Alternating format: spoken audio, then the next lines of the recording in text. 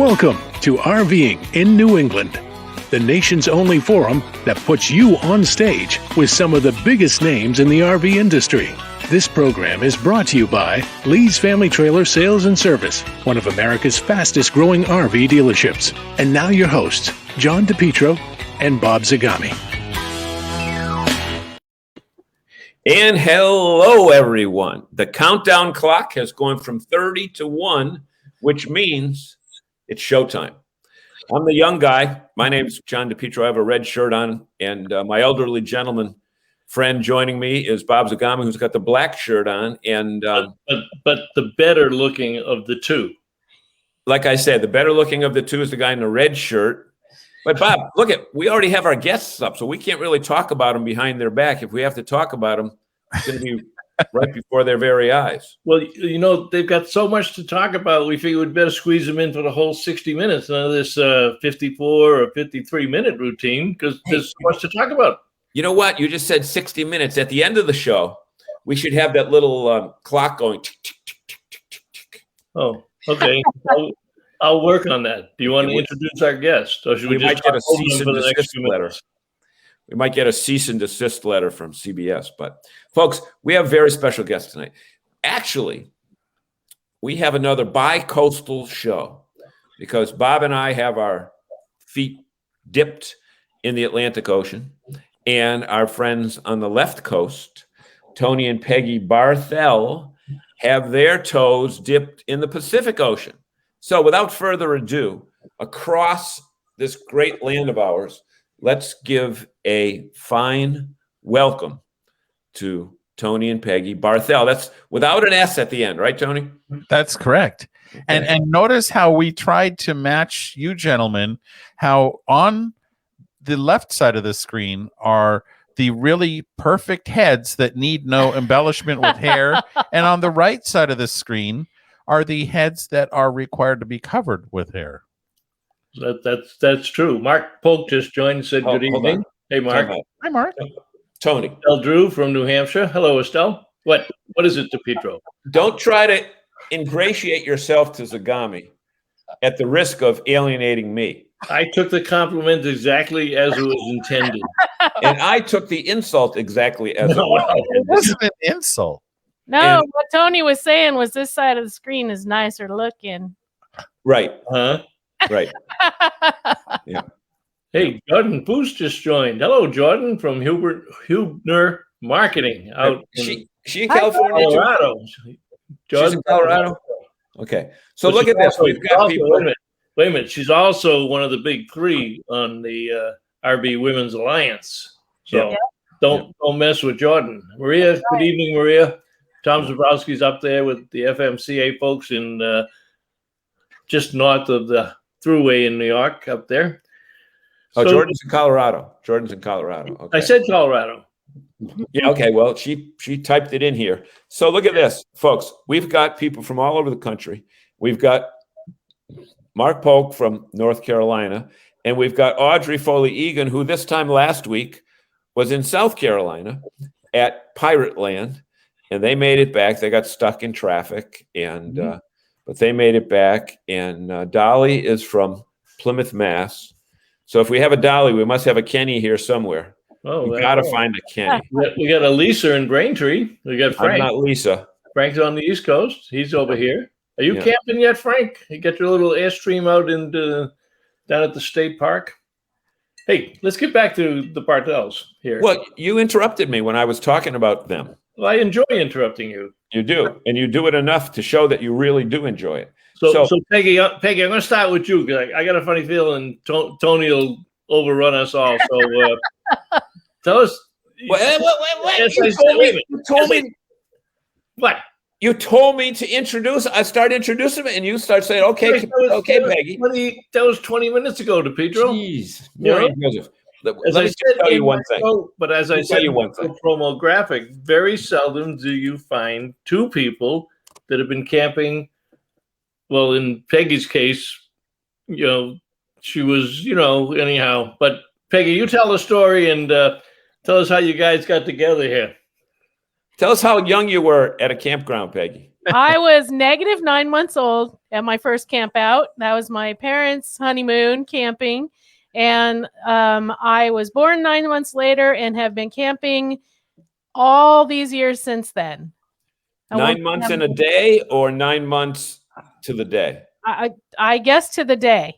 Okay, because my guess is that back then, well, you're what, 2022 now? Yeah, about that.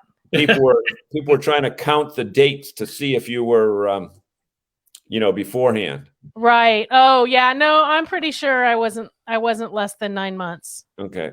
And Everyone Tony thinks that about their parents, but I'm pretty sure. Yeah. And Tony's just trying to figure out why the hell did they come on the show in the beginning? He hasn't even had a chance to say a word yet. Yeah, see, Tony, you pay attention. Can you see the comments there?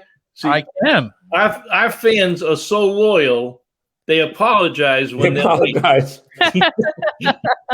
they feel really bad if they're not here at 7 o'clock. They come on and they apologize. So thank you, Jim. And then they have to get a note from their parents or guardians or whatever. Right. And Jim Roy is one of the best Airstream restoration facilities in the country, up in Monmouth, Maine, in the woods of Maine. And he's with us. He'll be doing an open house soon. Walter Swenson, good evening.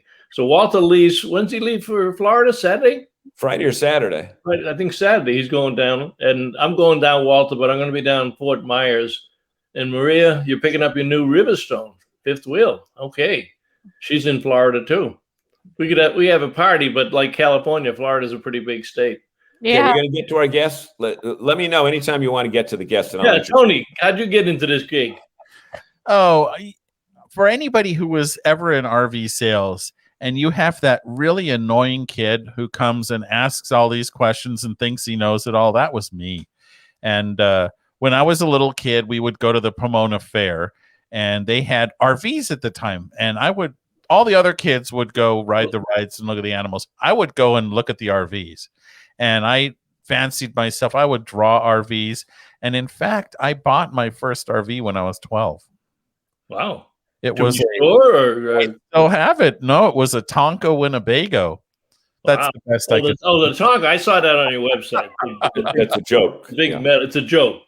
Right. Make a Tonka. Yeah. But So I still have it. We still haven't. It still runs just like it did right in the beginning. We should say that they represent a website called Stressless Camping. If you see on their shirts, stresslesscamping.com. And I went through it, folks. It has a little bit of everything. It's like a potpourri of RVing. It's got product reviews. It's got camping tips. It's got a podcast. And and this is the one that I was pretty interested in, and it even has recipes. Yeah, and we just added you can download the recipes and print them. Yeah, Yep. some of the That's something recipes you we're wanna working on them, but eventually we'll have all those recipes that you can just download, and it's more of a simple document that's printable instead of just looking at the website page itself. The one that caught my attention today, I looked at it, it said brand new, 101 ways to enjoy Chef Boyardee. Yeah. I only knew about 95 ways, but now there's 6 more ways. See, you can still learn. Yep. Look at Zagami. He's got these new toys. Look at he can. Oh, look at that. He can. Oh, that was actually dinner tonight. Was going to do that again. The cast iron chicken biscuit. Yeah. Yeah. Now that's on your website. Yeah. That doesn't mean you need a cast iron stomach to eat it, though, does it? No. It just cooks over a campfire. If that's how you like to cook, we cook over our propane campfire as much as possible, and we do it in cast iron.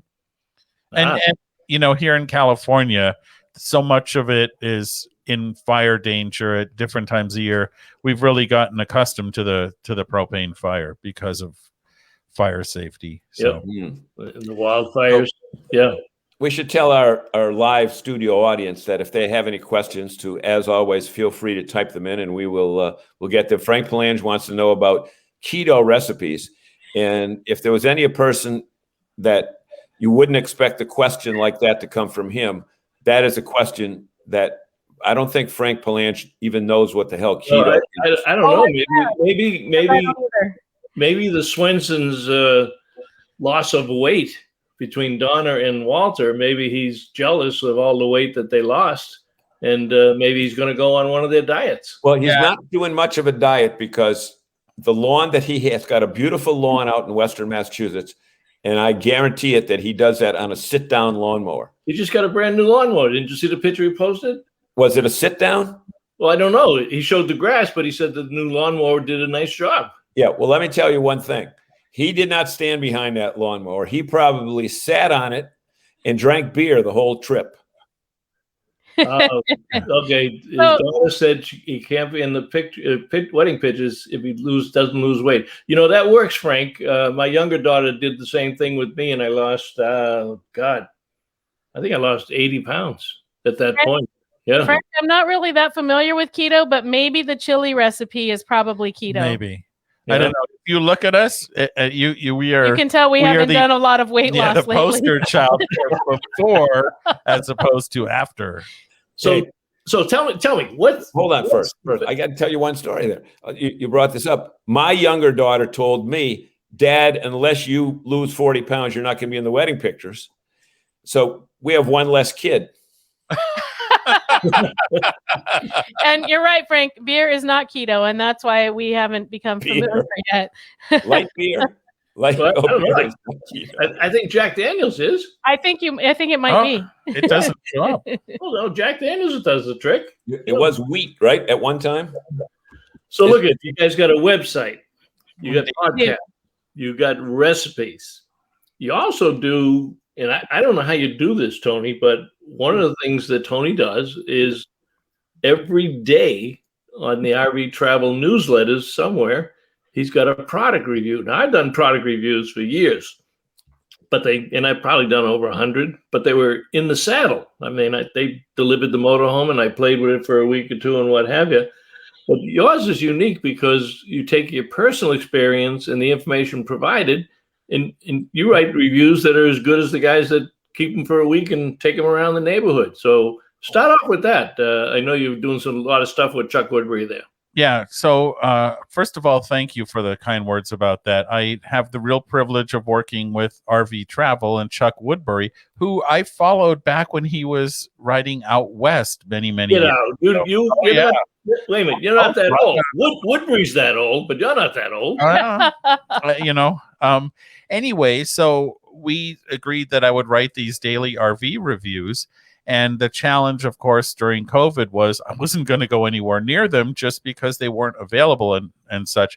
So I spend hours for each of those reviews just looking at other reviews, videos, product information. I talk to the manufacturer. So I try to provide. So basically you plagiarize. Oh, totally. Yeah. Okay. Oh, it's called research. Yeah, but yeah, no, it's called research, and then you white out the other person's name, put your name down, and take full credit. Oh no! Now I can just redact it in, on the computer. I don't even need whiteout anymore. Tony, we don't use the word redacted out here. We don't know what the hell it means. Oh. Fancy California word. California word. While we're on the subject of RV travel, I want to give Chuck a little plug because this weekend, for those of you that get his newsletter, he released this RV directory. I don't want to call it a buyer's guide, but it's an RV directory. It's, 73 pages long, and it lists every manufacturer and product name. So if you're trying to look up a particular product brand or a corporation, and you can download this, and you see the top right-hand corner, free, absolutely free, and you can share it with whoever you want. And I'll put a link down below. I didn't get a chance to put it in, but you can download it. And he's had over 5,000 people downloaded this since the weekend, Tony. Put that graphic back up again. That guide is amazing because what do you think that is? The motorhome? Yeah. A European one. European one. That's exactly right. This industry, I don't know if you catch that joke, Tony, but this industry, for all of the RVs that we make in this country, and Jordan, I hope you're still on, I want you to take note of it for your marketing firm, because I'm sure you wouldn't make the mistake. Half the advertisements you see in this industry are European motorhomes. They go to iStock or Stock Photo or Getty Images. It's the same one, and they don't next to even the mountain. know what they're doing. And I get really pissed. So I take them and I cut them up and take a screenshot and I send them to the company and say, look, can you find an American RV the next time around? These are not. And there's that one picture of the Norwegian fjord, and everybody uses it. Yep. Nice, beautiful mountains, and the 6 or 7 European motorhomes over on the right-hand side, small class C's and what have you. And you can tell because they have driver's doors. Right, ridiculous when they see that. Yeah. One of the frustrations of this daily RV review, I used to write a syndicated column about cars, and so the resources available to journalists in the automotive space is amazing. Like, you want video or photos or specifications or anything, it's there. And I've literally contacted some of these RV companies and say, hey, do you have an exterior photo of your RV? And they're like, well, no. And it's like, anyway, we can't. No, you're right. I know people in the direct mail business in the RV industry, and they'll call up because they're doing a direct mail piece for a dealer, and the dealer says, hey, I want this floor plan. And they've just got a crappy one from the office or a brochure, and they call up the marketing department and say, hey, I need a high-res photo of this floor plan for 22 SKG. And they say, we don't have one. Yeah, it's amazing. Well, they never make the same model twice. Yeah. Do that. So, Tony, you were saying that the frustration is that you can't get a lot of data backup. Is that pretty much? A lot of the data that I'm looking for is not available, and you can find it if you dig deeply, and that's why it takes. That's why it takes us hours to do things in the RV business, right? Yeah, I mean, I just wrote an article about Ford has a new scale in forthcoming 2021 F-150s where it will literally tell you the tongue weight of the trailer, and all the information was in one spot right on the Ford website, including B-roll photos, specs. I mean, it was amazing, and I'm like, oh, I miss the automotive world. Frank, friend Frank has an actual question. Right. I think I'm going to let you answer because I think you guys are very familiar with it. But he wants to know about RV Life Trip Wizard, RV Trip Wizard, which is now on their app, and I think you got RV Life on your website too, right, Tony? Yeah. Yeah, we really like it. We use Trip Wizard for every trip that we take, kind of almost every trip we take out of the county. And right now I'm planning a trip across Route 66 and back, and then another one to Arizona later in the year. So I have 3 or 4 live trips going that I keep, like every day I go in there and fine tune it a little more and find out about a place we want to stay. So I work that into my route, and I really, really like it. And then the thing that you have to remember is that the RV Trip Wizard part isn't live on the app. It isn't on the internet when it's on the app, so it doesn't change. But there's also RV GPS in the app Pro. And so if you want to go from point A to point B, but you want to make a little bit of a change, it's easy to use the GPS part of the app and then leave the Trip Wizard intact so that you can start from the next. Okay, so you're saying when you want to make a change, but can't you download your trips into the app? Yeah, so you do them on the computer and then download them. Exactly, right. And so it's not easy to change Trip Wizard from the app. You have to kind of do it on the website. So if I'm using my phone, I still have to use Safari and go into the Trip Wizard and change it like I'm on the website and then download it again onto the app. The app doesn't make changes on Trip Wizard. And that's the one thing that was confusing in the beginning that I figured out finally. Let me get Audrey says, is this an app or a device? Well, the actual RV Trip Wizard came out as a device-driven, computer-driven software. And then they incorporated it into the RV Life app. So if you go to the App Store, look for RV Life, and the Trip Wizard is incorporated in that. Frank says, is there any good training for it? There are. If you go to YouTube and just search for RV Trip Wizard tutorials, our friend Patrick Buchanan has done several of them. Yeah, well, You can find an interview with Patrick and more information and a discount code on stresslesscamping.com. Oh, throw that little commercial. Throw that commercial in there, Tony. So we skipped a question earlier from Lisa. It says, how will the evolving of electric vehicles affect RVs? Will RVs end up being all electric? And if so, when? Okay, well, if we want to talk about Winnebago, just did an owner's survey, and they surveyed a bunch of owners and asked, what do you think of your Winnebago, blah, blah, blah. But among the questions were, would you be interested in an all-electric RV? So from that, we can derive they're thinking about it. And a lot of companies are. The challenge of electric-driven vehicles and RVs is aerodynamics. So if you look at any modern car, think about a car from the 70s. It's a brick, right? Yep. You think about a car now, and they all look the same for the same reason. They are shaped by laws and aerodynamics. And for RVs to become motivated by electric motors, we're really going to have to change the way they look to be more aerodynamic. So you look at like the Trailmanner, which sits right behind a pickup truck, yep, or the Safari Hondo. Yep. That I think is where, or you look at, let's go back to the 60s. There was a Corvair powered Ultra van, which was designed by an aircraft engineer. It had a Corvair engine and it was a full-size Class A RV. So how about this one? How about this one, Tony? Because I remember this one. Oh yeah, the Vixen. That was a great motorhome, way ahead of its times. We're talking 1986, and it had a BMW engine in it. Yeah, 6-cylinder BMW engine, and it got 30 miles to a gallon. Right, and it didn't last. I mean, I love that thing. And if you remember, there was also the Eldorado that took the front end of the Continental. It had the Continental front end, the grille, and everything. And it was kind of like an extended.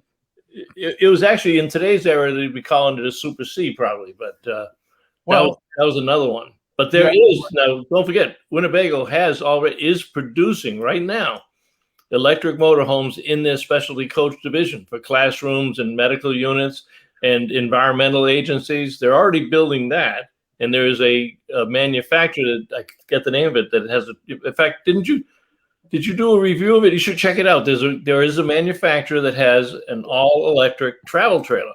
Yeah. Oh, yeah. It's a Canadian. I don't remember the name. The thing that's interesting on that one is it uses electric heat, and the electric heat is a one of those fireplaces, the electric fireplaces. So there are, I mean, if you look at a house, you can heat electrically with a heat pump. And that, I think, is where we're going to have to go in the RV industry, is electric heating using like a heat pump or something along that line. God, I'm a nerd. And we have great comments from our audience because Audrey posted posted that she's seen campgrounds with people plugging in to the 50 amp sites to recharge their cars. And we talked to Ed O'Bridgman a couple of weeks ago, and that was the kind of thing he was saying. Campgrounds need to look forward to the time when there are more vehicles that need to charge overnight, not just use their microwave and blow dryer, but actually charge their vehicles. Yeah, but the problem for the campgrounds, because it's happening right now, is people are coming in and they're parking on one site and they look next door and it's empty, and they take their electric car over to the one next door and plug it in and charge all night. So the whole financial dynamics are going to have to change, and meter that pricing for it. Well, the interesting part about RVs, though, when you really figure out what you use them for, is when you get to a campground, the first thing you do is plug in. Yep. But that's not for the motorized part. That's for the house part. Yeah. And now it would be interesting. Maybe in 5 years, there'll be double plugs at RV parks where you plug the engine into one side and the See, I'm with my buddy Walter. I don't want an electric car. I do not want. I don't want an autonomous motor. I drive because I like to drive. I'm like, I'll be damned if I'm going to sit in a seat with my arms folded and watch this vehicle go down the road. But see, Walter needs it for speed because he's about ready to go onto his another jaunt to Florida, and he does them in about 2 days. So That's Yeah. a lot of miles per day, Walter. He's a machine. he He's a doesn't machine. get any tickets either. Maybe we'll jinx him. Maybe we'll get a ticket this trip. Oh, So what Frank Palange had a good comment here. When you ask people if they're interested in an all-electric RV, they probably think you mean stove and residential refrigerator. That's so true. It's probably true. well, That's so actually, true. that's true. And the electric fireplace comment is valid, except when you think those do not heat the basement. So if you're in a colder area, a lot of the propane furnaces blast heat down into the basement of the RV to keep the tanks from freezing, and the electric fireplace doesn't do that. Now, in shoulder season, who cares, right? You just care about your own comfort. But in colder climates, you do want that heat blasted into the basement. Yep. Yeah. Yeah. What else?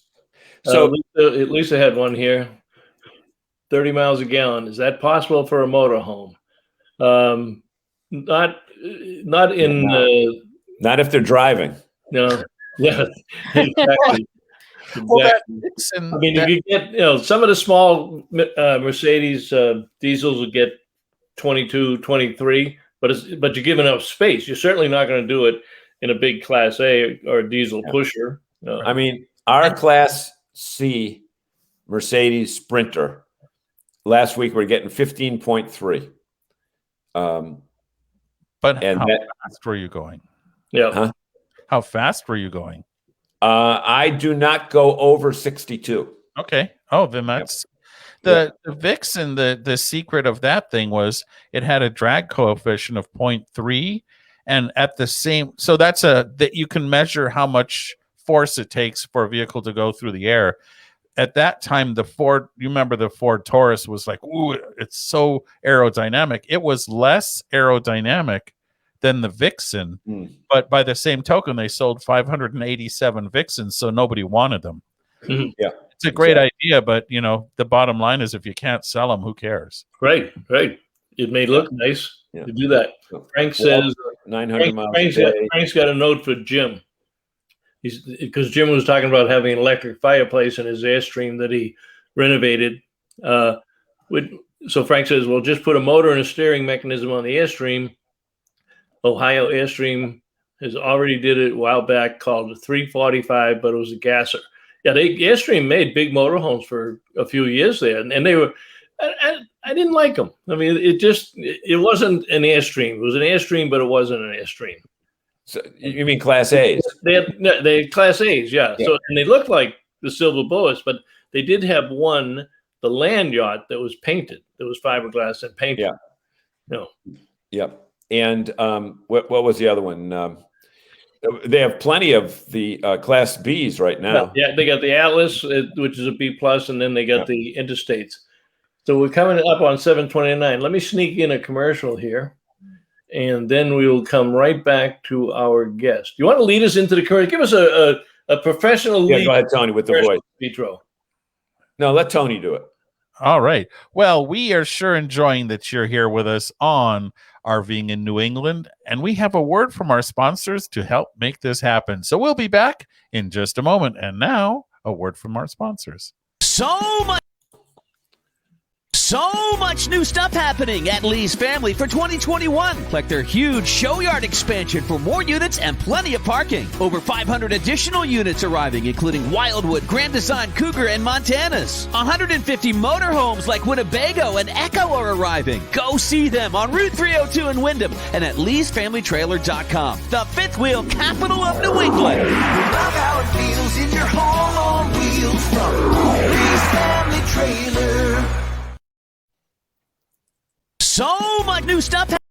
Wrong one, because I have to put the disclaimer on that Lee's Family Trailer Sales is now Camping World of Maine.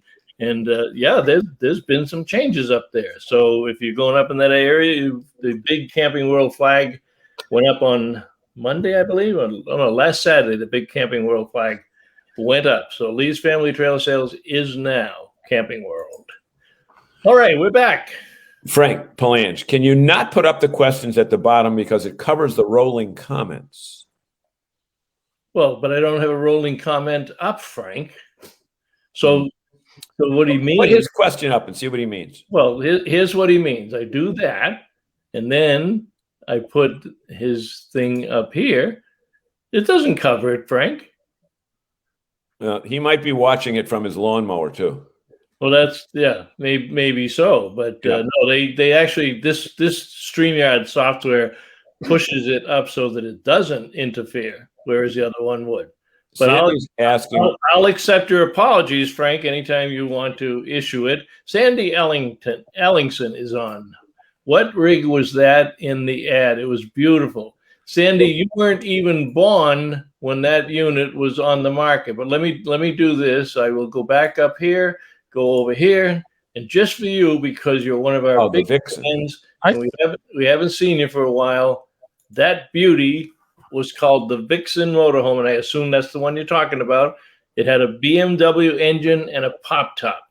And Tony said they only made about 585 of them. I loved it. It was back in 1986. I think the Tom's Camperland ad had a picture of a Winnebago Echo. Right? That might be what she was talking about. Yeah. Sandy, were you referring to the video ad that just ran, or that story ad there?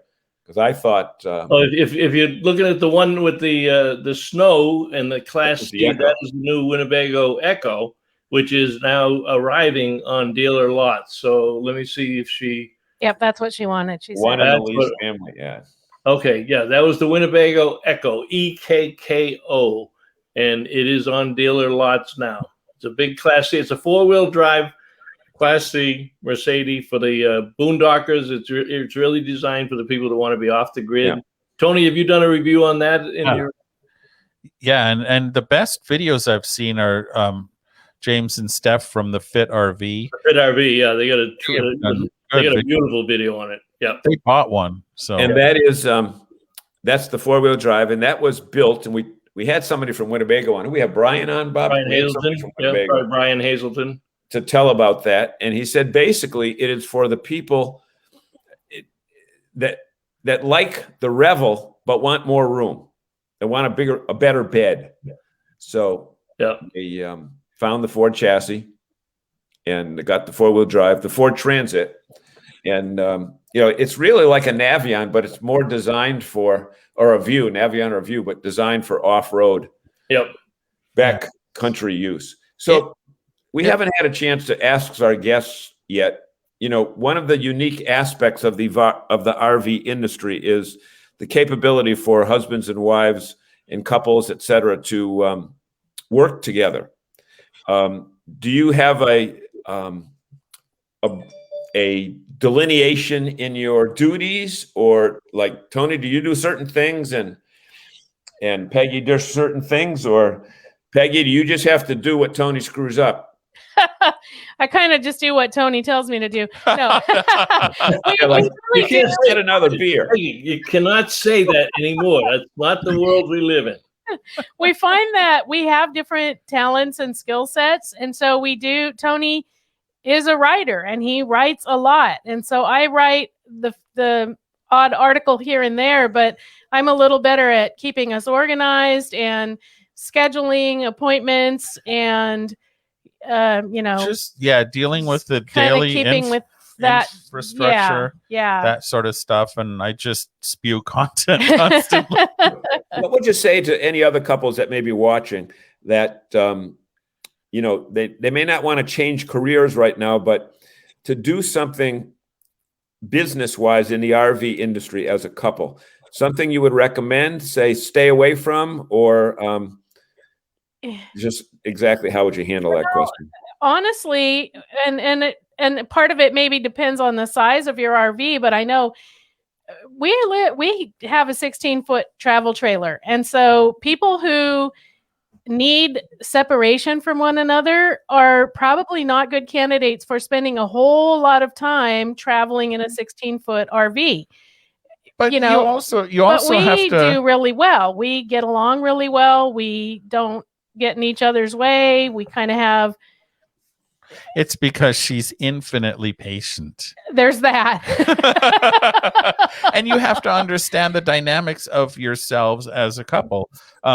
Can you work together? Because you're going to encounter where you have disagreements about how something can be done or just the vision of something, how do you handle those challenges? Do you, is it like loggerheads, or can you explain, well, this is why I think my side's better and the other says the same, and you come to a conclusion that's best for the company as a whole? Yeah, and I think we should also point out that there are really several different aspects of husband and wife jobs in that. And if we talk in the RV industry, you guys are not in an RV 7 days a week full time. Correct. You're still in a house. So Correct. if you were to take your show on the road, that would change the dynamics considerably, because then you might have, at the most 400 square feet to live in. Don and Mark had to double it. He says, Don and I, this RV Education 101, the best consumer education company in the RV industry. Yeah. Don and I work together, but it's in a 35-foot motorhome. Yeah, if we were full time, we'd probably need that much space to have that separation. Well, I mean, even now, truthfully, we're looking at a larger travel trailer, and the idea is we're also on different sleep schedules, and so I'll wake up at 5 o'clock in the morning, and I'm one of those people who wakes up and I'm on. And Peggy is like she wakes up more slowly, but by 3 or 4 in the afternoon, I'm just done. And she's good till 10, 11, so we have to recognize that. So at 5 o'clock in the morning, the last thing she wants to hear is me running the coffee grinder. So if you're mentally drained by 3 o'clock, does that explain your performance now? Absolutely. You got it. Yep. Bingo. Maybe he took a nap, but that's a valid assumption. And I want to show you how smart some of our viewers and our fans are. They recognize that there's a difference in personalities. Yep. Yeah. Oh, there you go. Frank, just remember one thing. I still have relatives in Agawam and West Springfield. So you better make sure that your alarm system is fully operational on Springfield Street. Hey, I want to go back and give a shout out to Jordan, because she does such a great job with the RVWA. So any of the manufacturers who are listening that got the gist of what Tony and I were joking about early on. So if anybody needs help creating ads and brochures and 3D renderings, Hubner Marketing is the company to call, but Jordan Foose is the person to call. And Peggy's in the RV Women's Alliance. I am. So am I. So is John. Yep.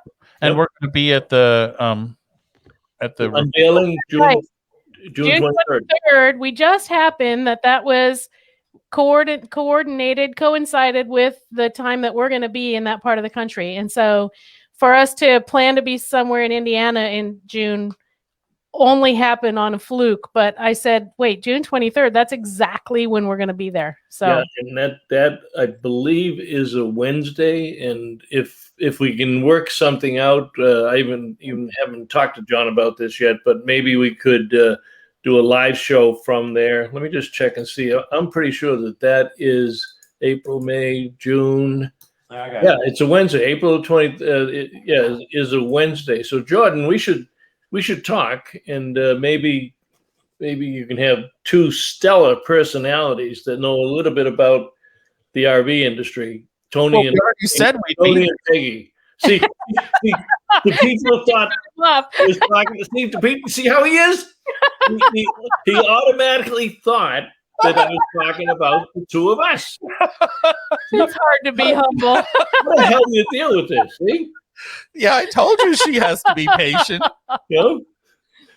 The problem is I laugh at things like that, and that encourages him, and he just keeps doing it. Oh yeah, so does John. Let me tell you.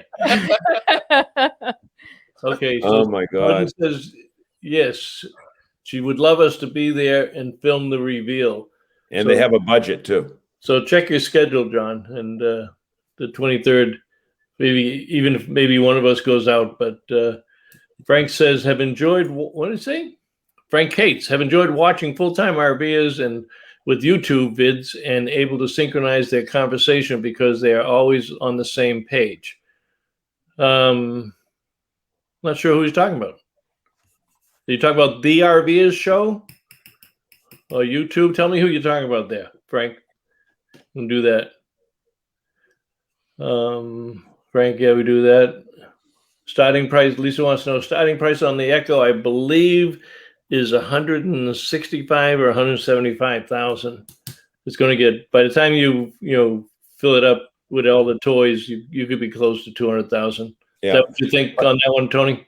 Yeah, but it's also, I like, it's got huge holding tanks, and Yeah. it's a neat rig. I mean, it was really well thought of, but to me, the interior reminds me of something you'd see at Caravan Salon. Yeah. And I I'll think tell we you, might be talking about people like Mark and Dawn that have their YouTube videos and they're full timers, and they, there's some couples that you can tell they just really have a good working relationship. That. Yeah. but see, when they travel, they're in their 35-foot. Well, another good couple stationary. another good couple like that is Mark and Julie Bennett from RV Love. Yeah, They're very compatible. Yeah, they're neat people. Yeah. So what? Go ahead, John. Basically, you're saying if you guys, to our audience, if you want to do something in the industry, there's really a million different niches, right, that people can find. I mean, we don't compete with you. You don't compete with the Polks. The Polks don't compete with, what was it, Howard and who was the Dean people? Howard and Linda Payne. Payne. There's so many different niches. Right. You have to find your audience and your voice and just speak to that. Ours is, we both basically worked in the RV industry, and what prompted Stressless Camping was at the dealership, I kept hearing the same questions over and over as people would come out of the PDI, the walkthrough that the dealership would do. And we did a great job. But there's so much information that people would get to the campground, go, shoot, how do I turn on the water heater, or whatever the heck the question was. And so we thought, well, we're going to help these people by providing a resource that they can turn to, so they have these answers. And you know what? Right now, there is such a backlog of people who are clueless, not because they're not intelligent people, but there are a lot of new things. It's not like if you move from house A to house B, it's going to be similar. You move from California to New York, it's still going to be the same. But when you go into an RV, you've got so many things to take into account, like you don't take 10-minute showers. Right. That type of thing. If you have a Truma instant hot water system, then you can take a shower all day long. Right. But you better be plugged into the campground. But if you're on the road and try to do that, but I think there's another market out there for companies just to get in and call it, first timers help or something along those lines. Because the folks have a whole online streaming course on that. Yep. And the books, they got it all. Yeah. One of the frustrating things I've found is it just in the various places that we interact with people, there's a tremendous amount of misinformation being provided by some RV techs. Some are fantastic, of course. Yep, you're but right. Some who are telling people things, and I hear, I read people say, oh, the RV tech said this, and it's like, oh my gosh, that's completely incorrect. Or, that's not the best advice I've ever heard. Well, also, in your point is well taken about the new people coming into it. And I won't name the company, but I actually had one of our fans in New England, or a friend of one of our fans, called me up last week, and they were having a terrible time with the dealer. Now, get this. They bought a brand new trailer, fifth wheel. I think it was fifth wheel. And they went out last summer a couple of times and had problems. So they took it back to the dealer in September, and they said, we'll take care of it. September. He got the unit back about 3 weeks ago. nothing was touched. No. Now, so he takes it to his seasonal site, turns on the water, floods the RV. Oh, boy. Because it wasn't winterized. And the dealer, who shall remain nameless, said, well, you didn't tell us to winterize it. Well, he dropped it off in September. He wasn't even thinking about winterizing it. And they are refusing to cover the cost of the repairs. And when we do stuff like that, whether it's a new person or somebody who's been in the industry 20 years, those stories get told, as I just told it. Right. He left it off. And then to make matters worse, when they did, when they were delivering it back to him so he could put it on the campground, they sideswiped something and damaged the whole side of the trailer. Gosh. This guy's had the trailer for a year, and he's probably been able to camp in it about 2 months. That's it's that education and the training. We have to take the time to introduce these people to the lifestyle. You just can't sell them something and hit the open road. And Tony, tell us some of your experience. You worked for a dealer. You got it on that side of the fence. Oh yeah, and well, the good thing is we were a small dealer, and it was a relatively small community. And the couple who owned the dealership were very well known in the community, and so they had their reputation to watch out for. And as such, in a small town, word gets around. So they were Perry, the guy who owned the dealership, really advocated me to do the best for the customer. And I also managed the warranty department.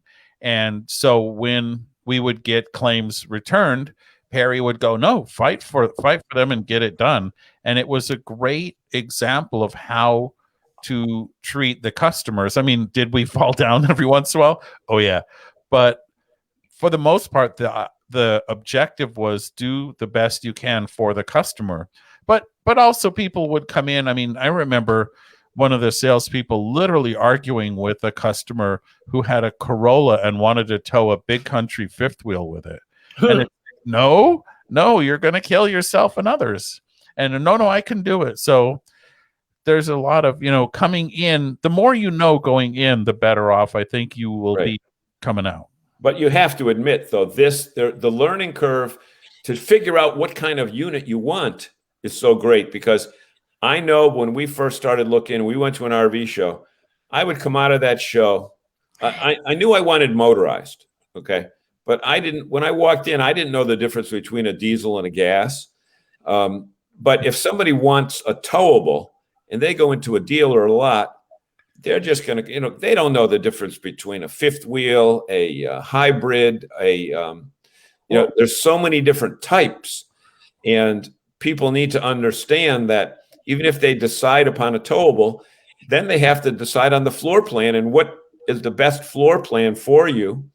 And, are you going to be, putting it together as a seasonal package or going to a different place every weekend?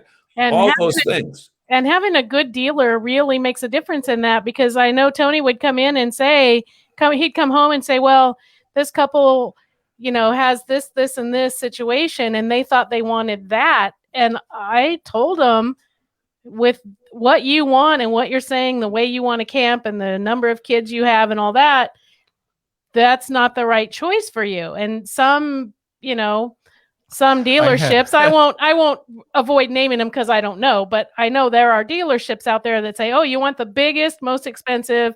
And Tony would say, no, that's not what you want. That's too much for you or whatever. And he would really work with them to get them the RV that they really would love. My favorite story was a couple who came in, bought based, you listen to what they say. I want such and such amount. Okay, well, based on the criteria, these are the RVs that will fit that. And no, I want this because it has a fireplace or whatever it was.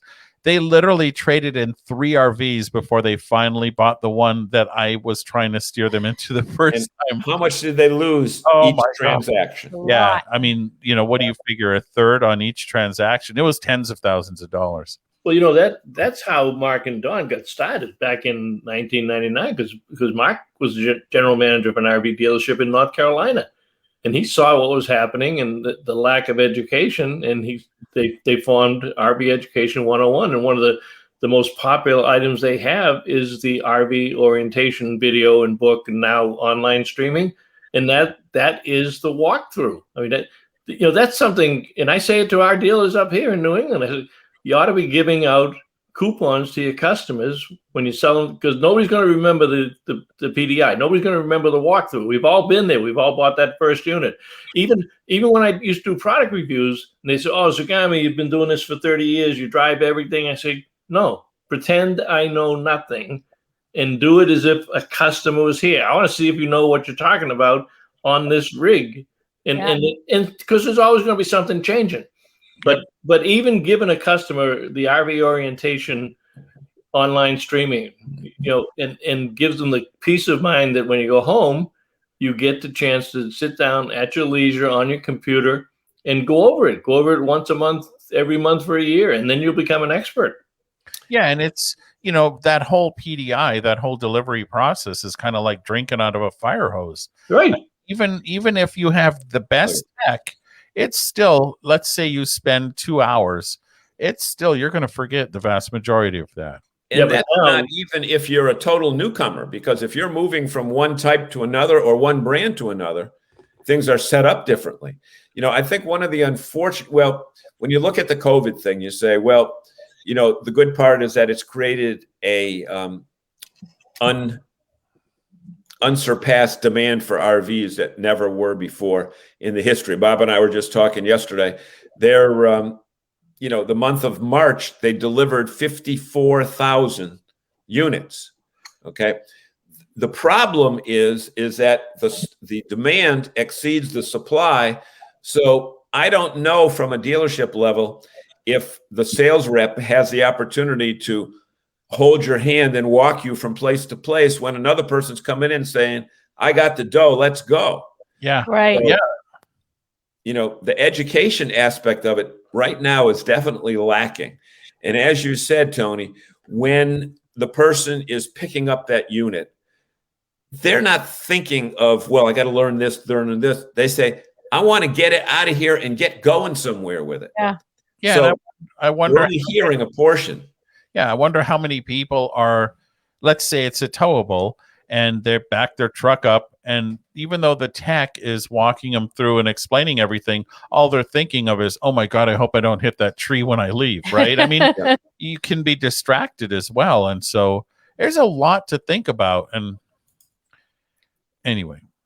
Audrey, that's a really good point of joining Facebook groups. When we first bought the Mini Light, we couldn't find a Facebook group, and Tony started one. We have 7,300 people in this Mini Light group now. And for sure, a lot of questions. And some of them are repeated questions, but some of them are like, I need help right now. And there's enough people that are on there all the time. They're like, okay, 2 minutes later, here's your answer. Yep. Yeah. And RB Tips is like that. I mean, if we post a question or something, within 2 minutes, you have 100 responses.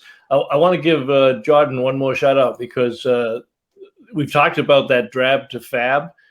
They are at that June 23rd. That is the start of their 60-day rally. So all of this work that's been done by people in the RV industry, the Lippards of the world, the Eric Sells, Patrick Industries, they've all donated time and labor and people to work with the RVWA to restore this beautiful trailer, a Zinger, right? I think it's a Zinger, right? Mm-hmm. I think they've not only restored it, they've really they've upscaled it. It's upscale. So you will have 60 days, and we'll be promoting it on our show every week during that 60 days. But you can take a raffle, and there'll also be second and third place prizes. So thank you for reminding us on that, Jordan.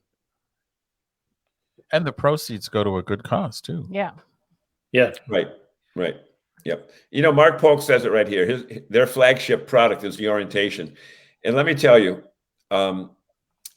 you can't depend on what you see or try to retain when you're going through that. You just can't. There's way too much. But what the Polks have done is they've put product together that covers every different type of unit and every different eventuality. One thing I learned from Mark and Dawn is get yourself a surge protector. And even though they don't sell them, surge protectors are good, because if you got a faulty pedestal and that energy goes through the unit and blows everything up, it's going to cost you much more than the cost of a surge protector. Well, and, Right. and to Mark's point, one of the nice things about the way they have their information, let's say you can watch the video once and you're like, I got it. But what if it takes 5 times or whatever? I mean, everybody learns differently too. So finding the resources that work with how you think really is helpful. And you're right, they've done a super job. Yep.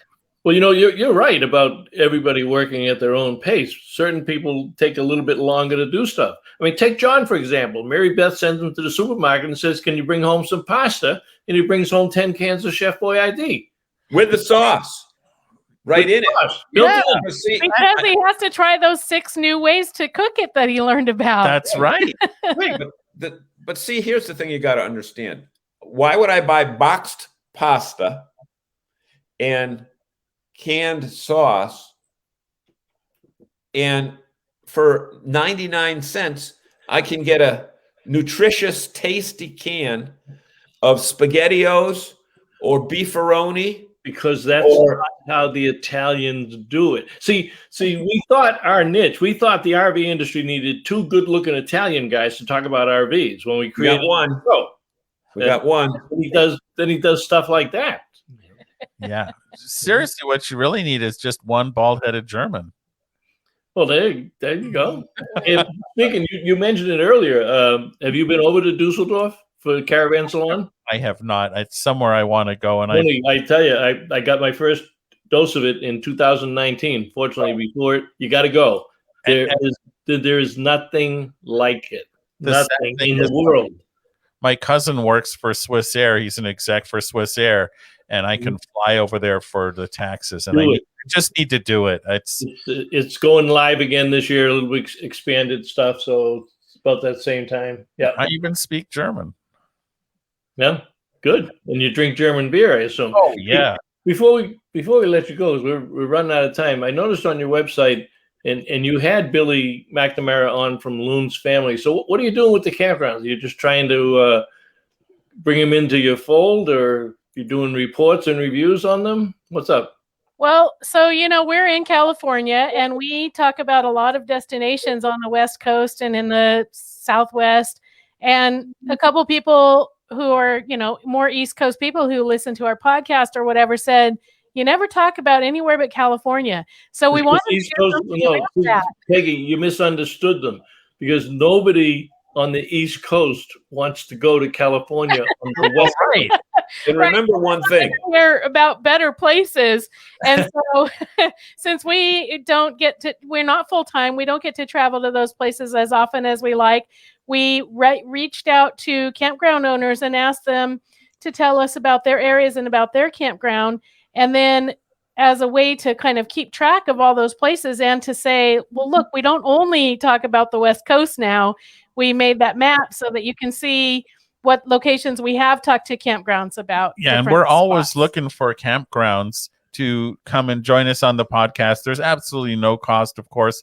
And tell us not only about the campground, but about what's in your area, why somebody would want to come and visit. Yeah, I wanted to get that in there because we are coming up against 8:00, and we try not to abuse our wonderful fans. Right, but she mentioned East Coast, and I'll tell you one thing. Those East Coast girls are hip. I really dig those styles they wear. And the Northern girls, the way they kiss, they keep me warm when I'm up there. And I've been all around this great big world, and I've seen all kinds of girls, but I couldn't wait to get back in the States to see the cutest girls in the world. I wish they all could be California girls. Oh, God. You're good, Peggy. You're good. I'm a lyric queen. Oh, my God. we probably have more comments. What I do ask, and we haven't asked it for a couple of weeks, but if you would go through the comments tonight or tomorrow and add some, because we probably missed some very good ones. We had some great comments tonight. Yeah, see some popping up now. Dante says, "Don't butcher the song, John." Yes, hey, I could have started to sing it. Well, I wish they all could be California girls. There you go. All right, Tony, Peggy, thank you very much. Any closing words for our fans? Peggy for the win.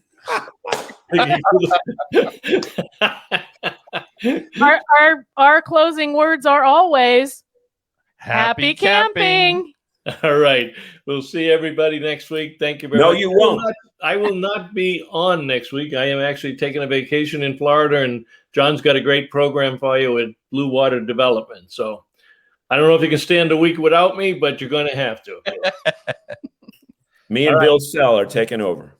Thank you. Bill Sell's producing for us next week. All right, guys. Thank you very much. Enjoy it very much. Take care. Here. I know we find out where my commercial is. Almost forgot my closing. This edition of RVing in New England was brought to you by Lee's Family Trailer Sales and Service, one of America's fastest growing RV dealerships, and was a presentation of the New England RV Dealers Association. Thanks for watching, and be sure to like us on Facebook, YouTube, and Instagram.